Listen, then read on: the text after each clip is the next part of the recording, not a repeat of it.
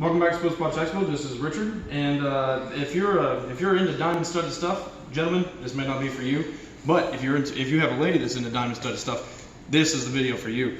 Now, everybody knows. I got a whole bunch of options here. Everybody knows that Rolex is all about diamond bezel, diamond markers. So of course we got those. If you got a lady in your life that wants to see one of these, you can always get it in the Cellini with the mother of pearl. Man, that's a beautiful piece. And then of course you can always get it in the blue piece too. I mean, this is a beautiful, beautiful blue dial.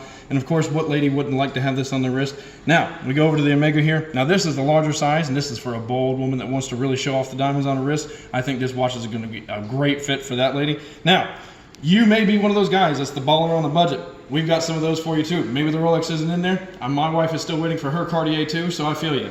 No judgment here. Now, we go over to the Omega Seamaster here, and you, gentlemen, you may be looking at this like, somehow that looks like, you know, that's like putting pearls on a pig. And I think if you look a little bit closer to that, because that's Seamaster is generally a man's watch, the diamonds really, really sparkle up this piece, and I don't think there's any woman in the world that would refuse this.